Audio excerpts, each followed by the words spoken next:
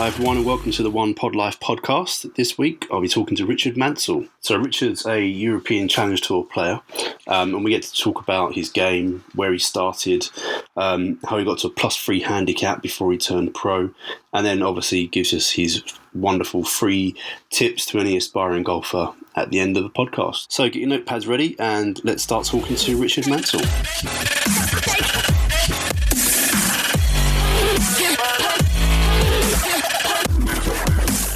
Hi Richard, welcome to the One Pod Life podcast. How you getting on, mate? Very well, thank you for having me. Happy to be here. So yeah, thanks for coming on.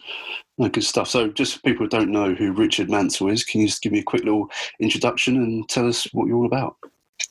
Yeah, so hi guys, my name is Richard Mansell. I am from Staffordshire, England, so literally smack bang middle of the country, and I'm a professional golfer on the European Challenge Tour. So Great stuff. That's a little bit about me. Oh, fantastic. So obviously the reason I get people like yourself onto the podcast is to really get an understanding of where professional golfers really come from and then the journey you guys take and then any insights you can give to aspiring golfers. So What we'll do is we'll get straight into it and start talking about your career. One of the big things I ask a lot of people is, how did you start, and was there any influences as a young child to actually start playing golf? Yeah, so I think like a lot of kids grew up playing a few different sports, mainly football. Love football like most people do in this country. Yep, of course. It was always my first love, first passion. But just my dad and granddad both played golf. They were both actually not very good at all. I think my granddad was off about 20. Right. The lowest my dad got to was about 21. Okay. Just love the game. Enjoyed the game, played, and my dad was like in a society and so on. And, right. Yeah, when I was about 12 years old, 12 years old, I started golf when I was 9. So first, my dad took me to the local golf club, which was the Chase, where he was a member. Right. Had a couple of lessons, got me some, I think there were Feeler golf clubs. You heard of Feeler? Wow. Yeah, I've heard them for a very long time. I had a 5 iron, a 7 iron, a 9 iron, a sand wedge and a driver and a putter, and that's what I had. And just kind of played, but like I said, played football until I was 12, and then I was good, but not good enough, basically. Had a couple of little injuries and so on, and basically what happened was I think my dad entered me into the Staffordshire County Boys Championships when I was 12. Okay. Right. So they had some great, obviously, junior golfers there, like you 17, 18-year-olds who were playing off scratch or whatever. But I was kind of there because there was a net competition as well. Oh, okay. And when I was 12, I can't remember what I was off. I think I was off about 21, something like that.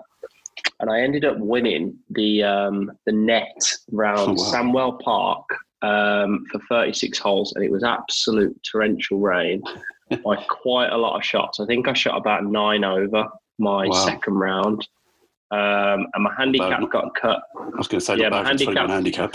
No, I know, and it was just one of them days. Played great, and I think it was kind of because I wanted to impress. Because it was the biggest thing I'd ever done. I was pretty nervous before. I remember my dad being there with me, and I ended up winning by quite a lot. The net competition got cut to 15 after those 36 holes, and then got picked to represent Staffordshire under 14s in a county match where they have versus Derbyshire, where they have 4 under 14s players and then the main under 18 squad play with them.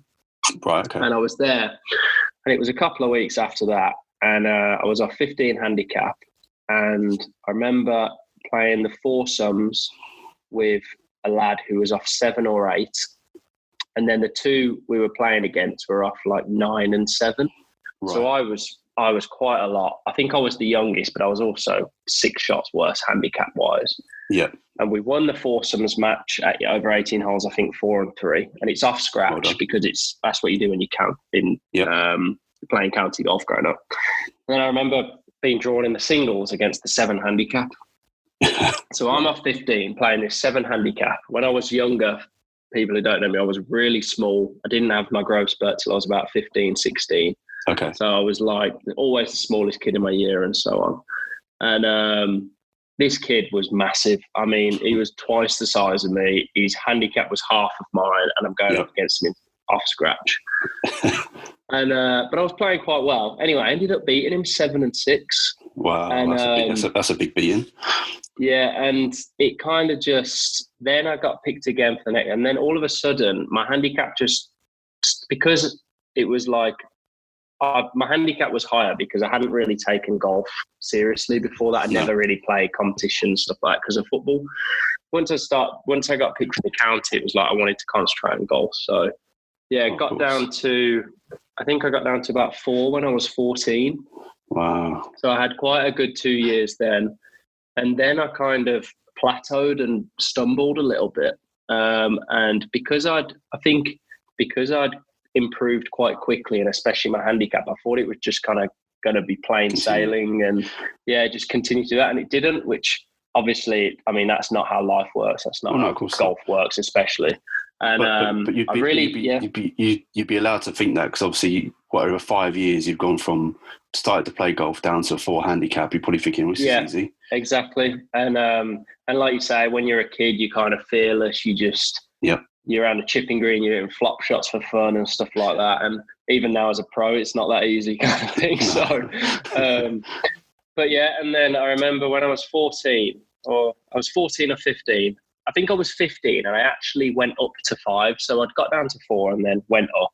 Right. And I felt like I was really missing out on kind of when I was going to school. A lot of my friends were all talking about the game they'd just played on Sunday League with the football with all their mates. And I just felt like I was missing out, and I wasn't really enjoying golf at that point because I was struggling a little bit. Right. I think it was when I was changing my coach at the time as well. So I was just struggling with a couple of things, and golf seemed really hard to me at that point. And I actually quit the game for about 4 or 5 months. Oh, really? Well, just decided back to see your friends and stuff. Yeah, and just said, look, I want to go and play football for a bit. My mum was all for it. I think it actually broke my dad's heart because he was so it was our kind of thing that we did together, and he thought it could have been where I kind of didn't play golf again. Anyway, I was enjoying football, but then I started to miss golf again. And I remember he got me back, and he got me back to a lesson about 4 or 5 months later. And started to play all right again. And then had the next year, so when I was 16, had a really, really good year. And I remember, so the English under-16s, which is the McGregor Trophy, I actually never played. I got balloted out because you have to be up about 3 handicap to get in. Okay, what was your 16? And I was, when I entered, I was off 3, but I was first reserve and never got into the tournament. Okay. And then I remember didn't get in, and the week that I was meant to play it, but obviously didn't get in the event. I played in a junior competition at my club at the time, and shot 63 gross. Wow, what was that? And it was 8 under par off 3 handicap, and it got me. And then I went from 3 to scratch in 3.5 weeks. And I was off scratch at 16, and it was just, like I say, it was kind of, and I think that's kind of what I did my whole kind of, and I still kind of do now, is like I felt annoyed that I wasn't at the event I wanted to be at, and I felt like I had to prove something. Yeah, I was going to say, was that your driving force then shoot that 63? And it was the same when I was 12 and off 21 handicap in the Staffordshire Boys and won the net by quite a lot. And then it was the same at my first county match, because I was the kid who, they'd never normally have a kid off 15 playing. No. But they kind of gave me a chance because I won the event before. Yeah. And I was playing a kid who was off half my handicap and ended up. So it was just like, it was always my mindset kind of growing up. I was just so competitive, and I kind of didn't let things faze me. And so got down to scratch, and then. Yeah. What a fantastic race as well. Yeah. So then carried on playing for Staffordshire. Never quite got into the England boys setup, but was always kind of on the edge. Okay. but got down to +3, I think I was at 17, and then +3 at 18. So, and then, went off to America on a golf scholarship. I was just going to talk to you about that, because obviously I did some research on you and saw that you went to the Nova Southeastern University in Florida. Yeah, in Fort Lauderdale, Florida. So yeah, and I was going to ask you, how did that come about? So when I think once I'd started playing for the county, I was about 15, and me and my dad used to play every year in Spain in the European Father and Sons Golf Championships. Okay, I've heard of that. We used to go, and it was just kind of great time. My mum would come too, and it was kind of like a great treat. You met some great friends who we still keep in touch with now, and it was really serious, kind of like dads and lads out there. Yep. And it was on Sky Sports and stuff, and we met two people called Ben and Phil Taylor. And Ben was... As in Phil Taylor, the snooker player? No. Oh. No, from down in Surrey. And Ben was an England international and so on. And he was going off to... I don't think he was in America at the time, but he was going off to America.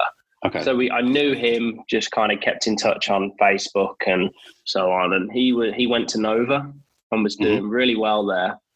And then he transferred to Louisiana State University, they're a great Division I program, big school. And now he plays on the PJ Tour.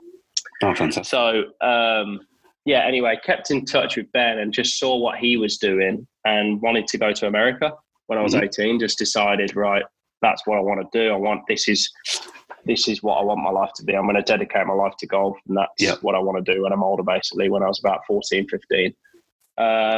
It was kind of just tried to get a little bit better every year and managed, fortunately, end up at Nova. Ben actually spoke to the coach for me, offered me a scholarship, got me down, fantastic. And the rest was history, really. So did you go on your own, or did the whole family move with you as well, like mum and dad? No, I went on my own. So, 18 years old, jetted off, went out there, left. Actually, it's quite an interesting story as well. So my fiance now, we were boyfriend and girlfriend when we were 15, and for 3 years, and actually split up because I was moving to America. Split up on good terms, kind of. She was going off to university in this country as well, and stayed friends, and both had different partners in between, and now we're back together and engaged and living together. So that's a great story. Yeah, 5 years. Didn't speak for 5 years, and then now we're back together. So it's quite crazy, but both kind of happy with done our own thing. And I was going to say, you've both gone on and done your own little life sort of, yes, and then you come back full circle, but now you can both enjoy both successes, really, can't you? Exactly, and I think that's massive. You have to kind of to grow. I mean, I'm not trying to get too emotional about anything, but you've got to have your own life. They've got to have their own life, and then you got to have a life together. So, 100%. And obviously, it worked out well for us. So, absolutely. 4 years in America, best 4 years of my life. It was absolutely. People ask me now, is it worth going? Yes, 100%. And you always sort of look around, and especially from my perspective, I look at how I started golf very late in my career, in my age. I'm 37 in July. I started playing golf when I was 33. So before that, I played a lot of football. Didn't get to very high. I played a couple of games semi-pro, but nothing really special. But and I think, when you were younger, how do you get into golf, and where do you go for it? And you see all these people at golf. And that's the thing. It's a strange game to play when you're younger. A lot of kids wouldn't play because they'd think it's an old man sport. They'd be embarrassed to say, I play golf, because like you say, everyone plays football. So you just want to be with your mates. Whereas exactly. I did, but then it's like, it is one of them games where the people who do play it cannot get enough of it, isn't it? And it's just, you do fall in love with the process, because there's not another game out there like it. Like you say, you can get up one day and think you've cracked it, and you can get up the next day and it's like, I've never played golf before. So for example, the Usain Bolt, when he was the fastest runner in the world, and Michael Phelps, who's a swimmer, because they're the fastest, as long as they're not injured, and they are going to win every time because they're the fastest. Whereas in golf, the world number one isn't going to win every tournament. It's not how it works. Like, there's so many things that... Which is why it's such a good game. Exactly, and it's like you say, and you look out on tour now, and more so than how it used to be. But I mean, every week you're getting new winners, and there's just that many good players now, and it's that competitive, and it's growing worldwide, isn't it? And No, definitely. like you say, I think 100%. So, but again, you see all these guys coming through on the European tour now. They've all graduated from university, and they've got a great setup to then move straight into the professional life. And it's always baffled me why that. I don't know if it's a big thing over here, but why is there not a setup over here for that type of thing? Well, there is a little bit, but obviously America just do everything bigger and better, don't they? It's a bigger country. They've got more money. Everything, like, you go out there and it is crazy. The college sports, I mean, you go to American football games and it is just mad. They've got 100,000 people spectating 18 to 22-year-olds playing American football. And they're literally celebrities. Like, it is, whereas, like you say, they go there and it's like these people are literally, as soon as they come out of college, they're signing multi-million pound deals, and it's multi-million-dollar deals. And it's just, like you say, they grow up out there, they do things differently, and that's why, like they say, it's the land of opportunity, and that was why I wanted to go there and work hard and see kind of what happened.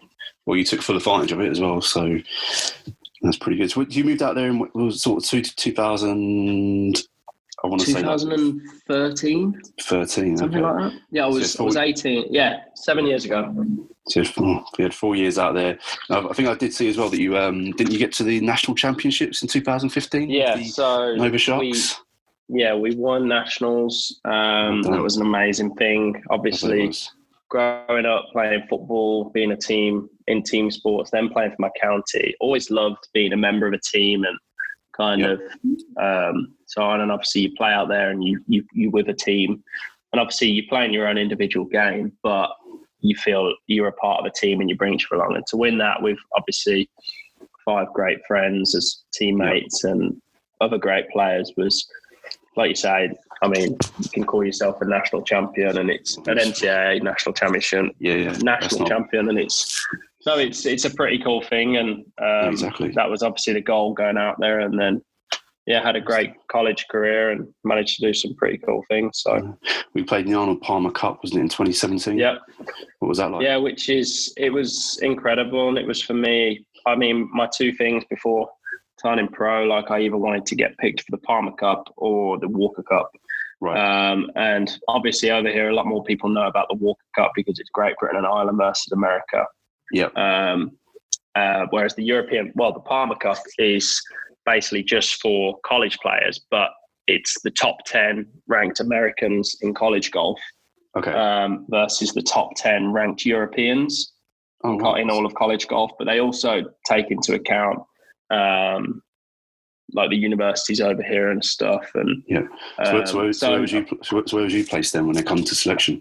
I think I was 6th or 7th ranked on the team. And I mean, on my team we had Victor Hovland, who's won on the PGA Tour, and Christopher Ventura, Harry Ellis, played in the Masters. On the US team, they were so strong. We had Colin Morikawa, Sam. I mean, 5 or 6 of the 10 players are now on the PGA Tour and have won on the PGA Tour as well, a couple of them. So, I mean, you're playing with the best amateurs in the world. And like, for me, that was a case of, once I'd been picked for that and kind of held my own and proved myself, I knew I was kind of ready to kind of take it to the next step once I'd graduated. So fantastic. So did you turn pro straight after graduation then, or did you take a couple of years? So no. So basically what happened was I got home from the Palmer Cup.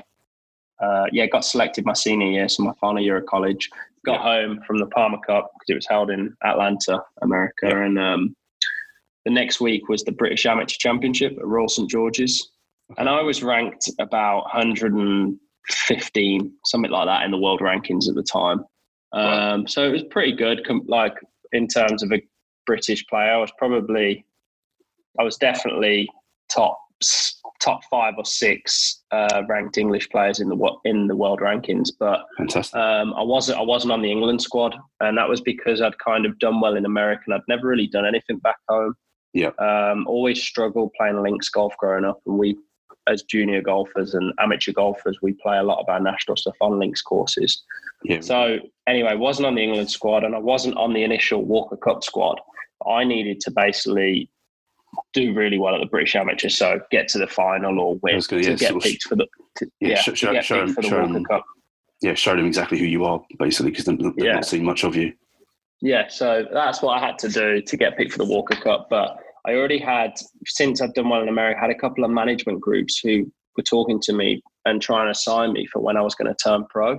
Right. And one of them at the time was Mark Blundell Partners. And they were there at the British Amateur, and basically I think I missed the cut by 2. I didn't play very well. Okay. And then it was like, well, I'm not going to wait 2 more years for try and get picked for the Walker Cup. Right, I'm going to turn pro. And sign my life away, my first management group, and turned pro. And they got me an invite into Ras Al Khaimah on the Challenge Tour. Right. Later that year, played there. Actually, it was crazy. I had a quite a bad car accident the day before flying out, and wrote my car off and went anyway. And then after the long flight, seized up, and I spent the whole time with the physios, and actually played okay, but missed the cut by 1, okay. 2, can't remember, but I missed the cut by a couple. Right. That's not a bad result then, you was in a car crash. Yeah, so it was just like I say, I mean, at the time actually my dad wasn't very well in hospital either, and there was a lot going on, no, I need to go because this could be the week that kind of I could go and win. You just never know. And obviously that didn't happen, and then spent the next year as my first year as a pro on the Euro Pro. So fantastic. So what was the first year on Euro Pro like? How did you get on? Yeah, it was great. Absolutely loved it. 2018, it was great to kind of feel like a professional, have a schedule. Signed a couple of deals, which I was very grateful for at the time. Yeah. Were those deals able to help you sort of just manage your time better and actually use, I guess, help you to get to and from events and stuff like that? Well, no, it was more just that it's we all know, golf's such an expensive game, so financially it's tough. And for me, I managed to sign with Wilson, and they kind of, I had enough sponsorship to basically cover my year on the Euro Pro Tour, so I could not have to get a job, and I was a full-time professional golfer, so I was really helps each week. Exactly, yeah. And I mean, if you can do that, I always say to people, if you're gonna do it, and if you're gonna try and be a pro and so on, it's hard because obviously financially, but you kind of have to just say, right, I'm going to give myself 2 years. I've got this money and I need to give it my everything, because if you don't give it your everything, it's probably not going to happen, because there's that many people out there who are giving it their everything. And once you turn pro, you are a business, and you are your own business. You've got to sell yourself to sponsor businesses. It's like, how do people start a business? Well, if you turn pro, it's obviously because you think you're good enough. That's the first thing. I mean, if someone doesn't think they're good enough, then don't turn pro yet, kind of thing. If you think you're good enough and you've got that self-belief, then you've got to go and sell that to people who could potentially back you. And if you've had done some great things as an amateur or so, and you might have some companies, like I had Wilson at the time, who wanted to sign me, and already interested in you. And so on. And obviously I was lucky enough to kind of sign straight away with a management group who look after stuff like that, but there's not too many get that chance, and you kind of have to do it yourself, and it's tough, and it's always a learning curve. I can imagine. So was excited to kind of have a schedule, and knew where I was going to be at certain weeks, and plan it all, and did quite well, to be honest. My first year, obviously top 5 on Europro, get promoted to the Challenge Tour. But the thing is, on these feeder tours, for example, the Europro would be like the equivalent to League One football. It's kind of that level.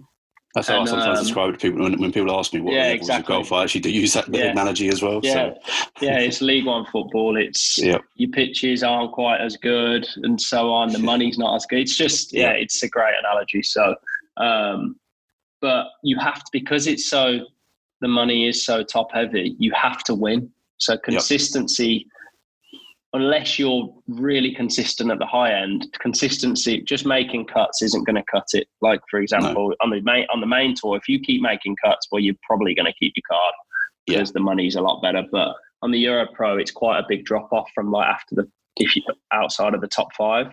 Yeah, I've looked at the sort of rankings and the prize money at that sort of level, and like you said, it is, unless you finish top 10, really, you're not going to really get your money back. No, exactly, and that's why you have to accept it as that kind of tour, because at the end of the day, it's a developmental tour, and it's a tour to kind of put you in the direction for the next level. Yep. And if you can't win at Euro Pro, then how do you expect to win on the tour above? So basically, it's teaching you you've got to win. And my first year, it was an event at Witchwood Park, and I started the year okay, but felt like I wasn't getting the results I wanted and was actually not scoring as well as I was playing. Right. And then I had one week where all of a sudden I was in the second to last group, and then I was 5 under my front 9. I had a 3-shot lead going into the back 9. Yeah, it was a new thing for me. Obviously, when you turn pro, you're playing for money, and that's different. Something you have to get used to. Extra pressures. The pressure mounts up a bit more. Exactly, and it's hard not to think about it because all of a sudden it is your job and you're playing for your livelihood. And anyway, let that lead slip and ended up losing by 1 and made a couple of mistakes. And to be honest, now I'm actually really glad that did happen. A couple of years down the line, obviously at the time I was gutted, but ended up finishing a tie for second and lost by 1. Right. So 2 weeks later, I found myself in the final group again, and actually with the guy who beat me, who won the event where I finished second before. Yep. Played really well that week, didn't let anything slip. I just got beat by him. So he won 2 out of 3 weeks, where I finished second 2 out of 3 weeks. And whereas that week I actually played great and just got beat by the better player that week. So had two. Yeah, just like you say, that's golf. I mean, you've got 150 guys in the field. So I was playing well at the time and ended up finishing, I think, 11th or 12th on the order of merit, which for my rookie season wasn't too bad. And then went to European tours. Yeah, and obviously it wasn't what I wanted, but I couldn't really, like I say, I didn't win, and that was the difference. If I won, then I probably would have been, I would have been top 5. No, top 5 on the order of merit and got my challenge tour card.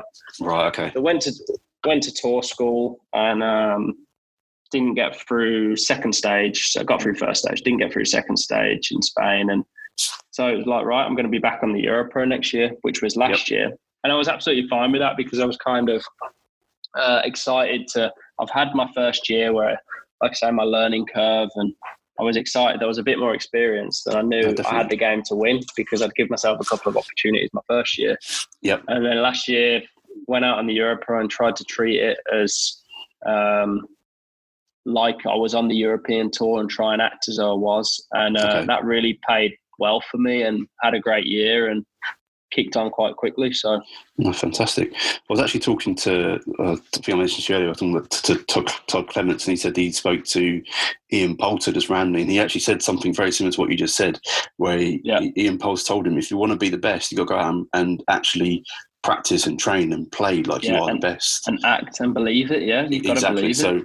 So that's, I think now it's come from two of you. I think that's a fantastic thing for people to take on board and go, right, well, if I want to be the best, then I need to do what the best do and actually and try and strive to be that level. Exactly. There's no reason why you can't act and train and so on the way Justin Rose does or Tiger Woods does. There's no reason. Doesn't mean that you're going to play as good as them, but there's no reason you can't act like them and go about your business like they do, because like you say, you might not have the same golf game, but you could, all you've got to do, the main thing is always control what you can control. You can't control, like I said, when I finished second, what someone else is going to do. No. If you get beat, you get beat. You can only look after yourself. And if you can, after every practice session, every day, look at yourself in the mirror and say, do you know what? I've worked my arse off today and I couldn't have done any more, then that's great. Whereas if you actually look and think, I messed around, I kind of sat on my phone a little bit, didn't take it that serious, and you know what I mean? And then, or you're playing a comp and the night before you've had a few beers, like, well, are the best players in the world doing that? No, they're not. No. It's just being honest with yourself, and that's it really. But by doing all these things, you're putting yourself in the right all the right footsteps really to and really exactly. And then when, for example, when you do get to where you want to get to, it doesn't feel you have to act like that. Well, you've already got experience acting that way, and it doesn't become really new. So for me, for example, I want to play on the PJ Tour. I want to be one of the best players in the world, competing in majors. When you get on the PJ Tour, the European Tour, you have to have a caddy. Yeah, you can't do it on your own. Whereas the Challenge Tour, you can, because they know it's expensive and so on, and the money's not quite as good. Europro, you don't have to, but you can have a caddy. And my thinking was, well, I want to act like it. This year, I'm putting everything into it. Like I said, last year I was lucky to have some sponsorship. Yeah, I was having a caddy, and I said, this is going to help me. It might be the difference between them weeks where I finished second to actually winning, because he saved me a couple of shots. And that's what happened last year. And I had a caddy, and I tried to act as though I was on the main tour and it was my job. It wasn't just kind of a joke and a laugh with my mates, like unfortunately some players do treat it. Okay. And for me, that was big, and that was why I had some success last year. So you won. Didn't you win the race to the Desert Springs? No, I did. I actually finished second. I was leading it I was leading it for most of the season, pretty much from like the middle to the very end. But I didn't play all of the events, because once I'd already secured that I was going to be top 5, I think about halfway through the season, because I'd had a couple of seconds and a win, and I'd earned enough money that had meant I was at worst going to get my Challenge Tour card. I got an opportunity to play on the Challenge Tour, and I was going to then kind of focus on that while I could and try and get my European Tour card, because I had some opportunities from my play that I'd done on Europro. Okay. So, finished top 10 on my first Challenge Tour event, which got me into the next week, where I was in the final group and finished top 5, which then got me into the next week, where I was in the third to last group on Sunday, and I did a shot one over on the Sunday, but finished, I think, tied 11th or 12th, something like that. So basically, I'd had my first 3 events. I'd had a top 10, a top 5, and a 12th. Pretty good. And so that got me. Obviously, I'd earned some decent money to get on the Road to Mallorca points. Yeah. I basically, the Challenge Tour then gave me a couple more invites to kind of, because I was competing. Yeah. And ended up, I finished tied 10th at the Irish Challenge at the end of the year, which then it made me, so I played 7 events last year. I think there was about 25 or 26, but I played 7 and managed to be top 70 on the rankings. I think I was 64th, which got me a better category than finishing top 5 on the Europro. So then basically I didn't play the last few events on the Europro, so people caught me up.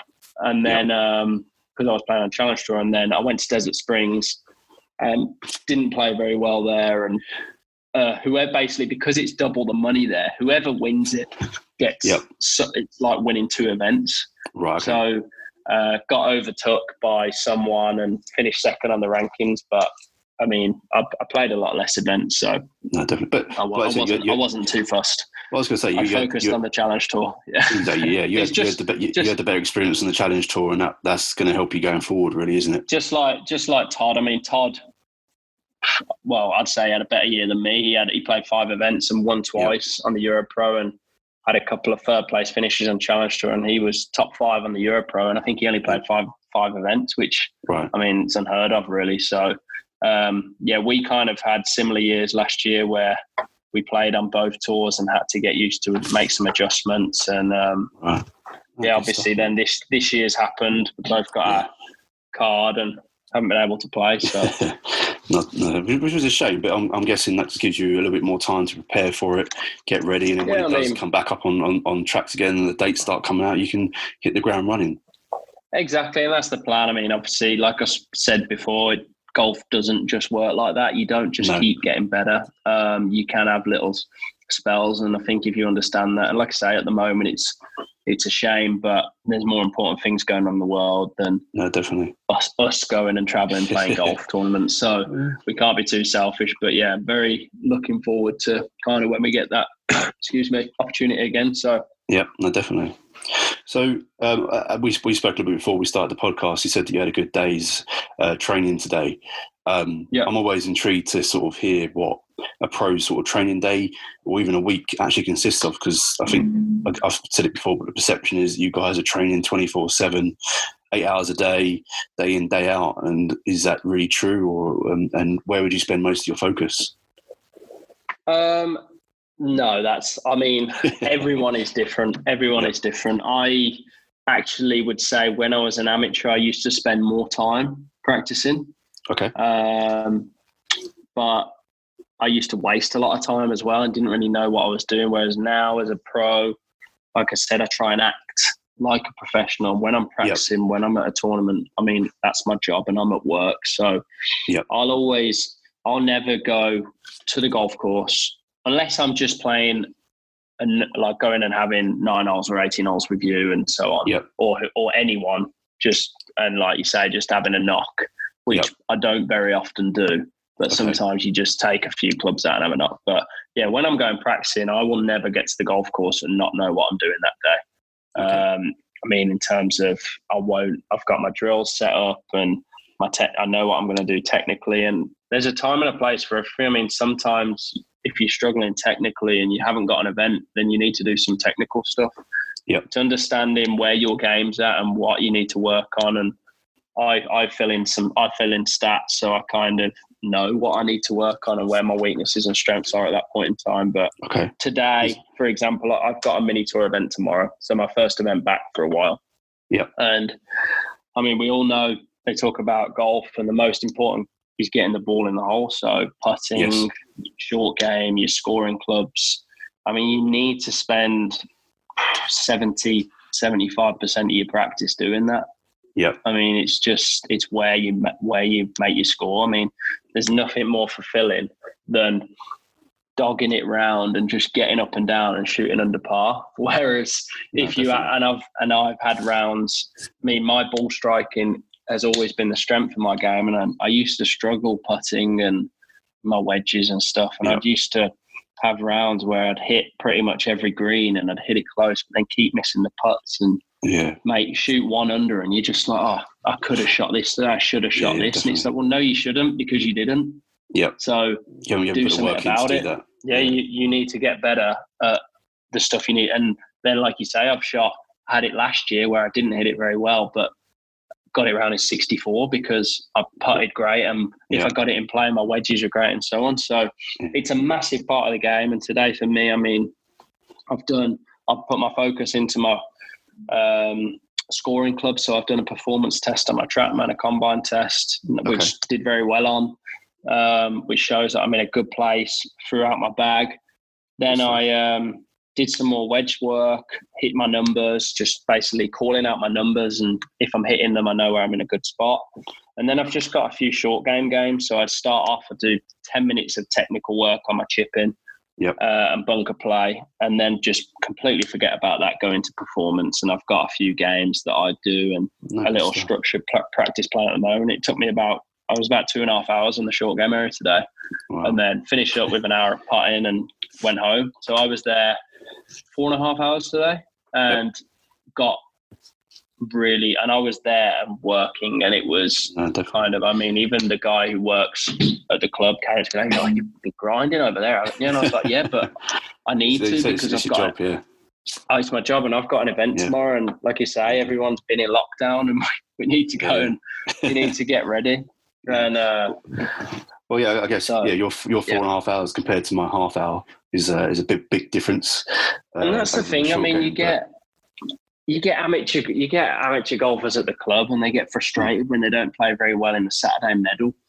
But they haven't played since last week when they're playing the Saturday medal. They haven't done any practice. They get to the course 15 minutes or half an hour before the tee time. They go up to the bar, have a full English, and don't warm up, hit a couple of putts and go and play. And it's like, well, what do you expect kind of thing? Yeah, I mean, no, definitely. We get to, you can't expect, your body's not warmed up. You're going to probably be warmed up on the 6th hole kind of thing. Oh, yeah. And I find that myself, like, I do, well, I try to train twice a week, go to driving range and everything. That I'm obviously focusing on the wrong things at the moment, which is by doing these podcasts, I'm learning that I've actually got to turn my focus elsewhere and sort of flip it on the coin and do some more sort of, like you say, performance drills, really, as opposed to just doing like you say, technical. Yeah, and we all fall into the trap, and even as pros, you can, especially in Europe, you grow up and everyone's filming their swing and so on. But it just, look on the PGA Tour, I mean, everyone, look at Matthew Wolff. I mean, do you think he films his swing every time he hits it? No, he doesn't care. He just gives it a rip.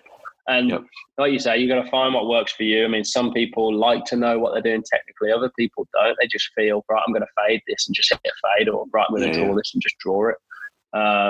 I'm kind of a bit in the middle. I like to understand what I'm doing. And if I hit a certain shot, know why I did that, what would have happened technically. But like I say, you've got to, I'm a little bit like that as well. I've got to the point now where if I do hit a shot and it goes a certain way, I know exactly technically what I've done wrong, so I can then sort of remember that for the next swing and try and take it forward.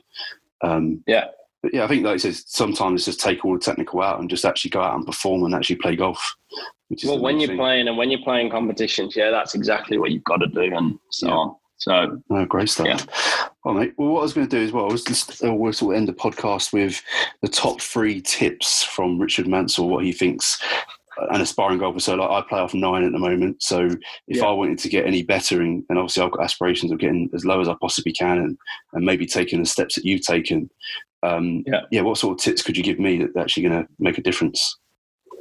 Yeah, so I think, like you say, you've got to, if you think, for example, you could have a putting drill, or when you practice, just try and, if you're telling me you do half an hour or whatever, well, just try and just do a bit more, or just like you say, there's always that little bit more. It's like when people say, I don't know, you hear Muhammad Ali when he used to do sit-ups, it's like, well, he didn't count them, he just did it until he couldn't do any more. It's the same thing. I mean, golf is repetition, and you get better from knowing what you do. Like I said, there's no right or wrong, so there's no perfect putting stroke, there's no perfect technique. It's right or wrong, and you've got to understand what you do. So I would always say, keep some stats, know where your game's at that particular time.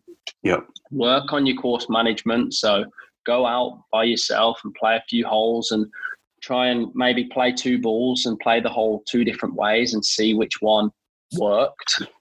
So then when you play that next competition, it's like, well, actually, I don't need to hit driver here because, for example, you play off 9. When you amateur golfers, it's all about handicap. So you've got 9 shots on when in the 18 holes. So maybe on some of the harder holes, actually just make sure you don't make a double. If you make a bogey, it's absolutely fine. So, but you might end up just keep it in play. Even if you lay up on a par 4, at worst you're going to make this bogey, but you might get up and down for par. You never know, kind of thing. Whereas you just keep the high numbers off the card, and you'll be amazed at how much easier it seems to then get around. That's a great one. That's a great bit of advice.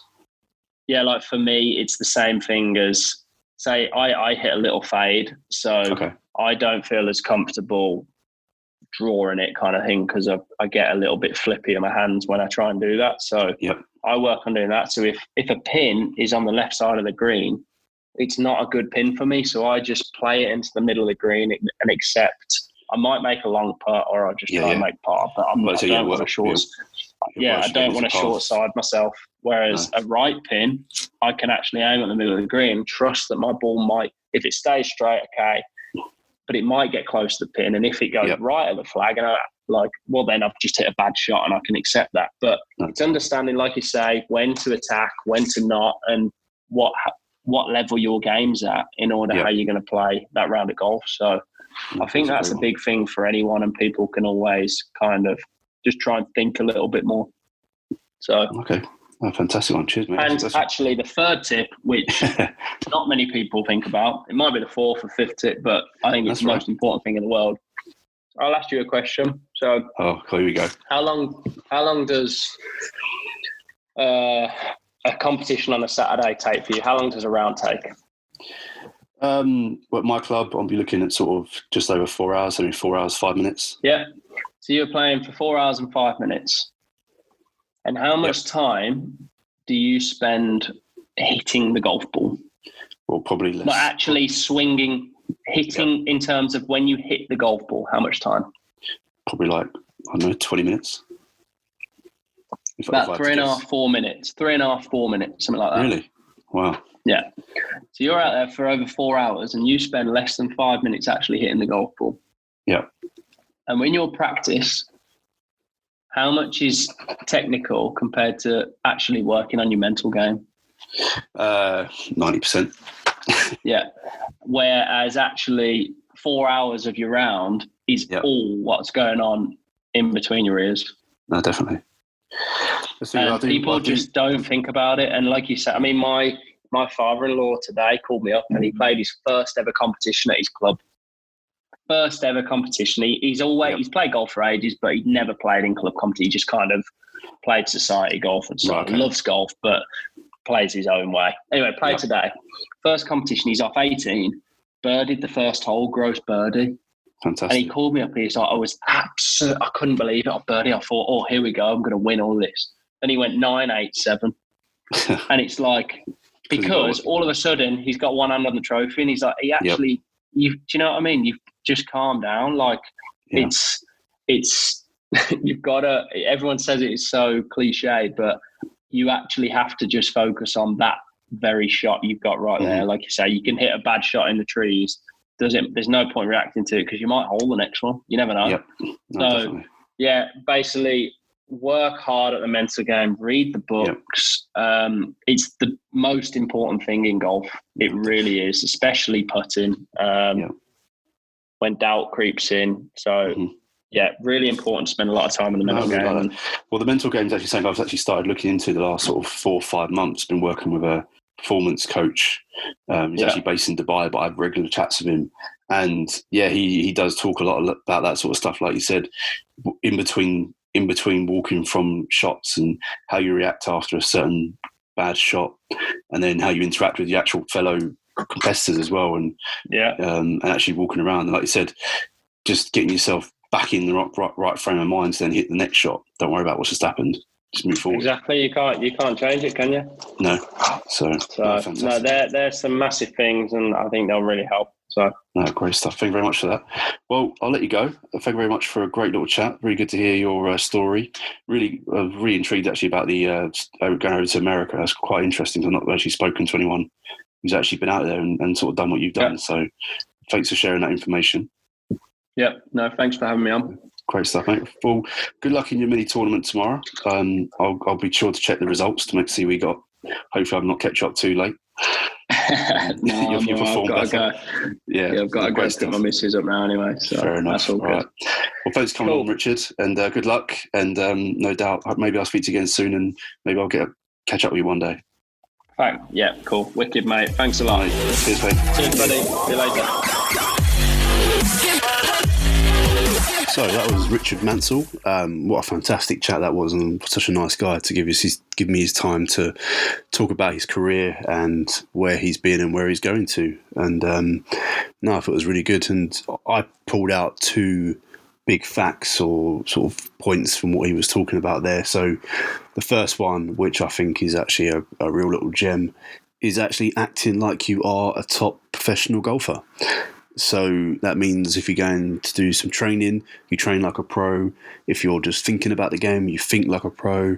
And when you're actually playing the game, you're acting and doing things that professional players do, so that if you're lucky enough to get down to that level, it's not different. It's exactly the same. It's the way you play around a golf. So I think that was a really good thing, and it's something I'm definitely going to take on board and move into my game.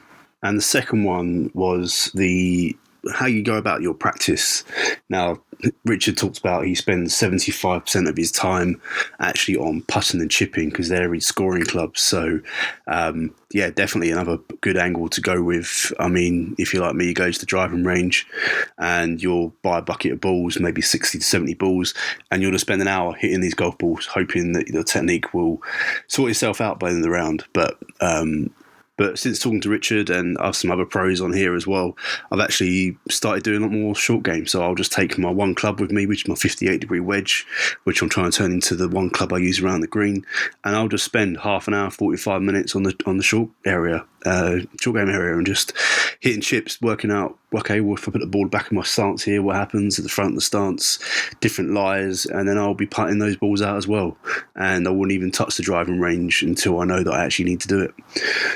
So anyway, you take away from this what you want. I'm taking away those 2 points, act like a pro, and change my training habits as well. So thanks for coming on to another One Pod Life podcast and giving it a listen. Hopefully going forward, you'll start listening to them some more.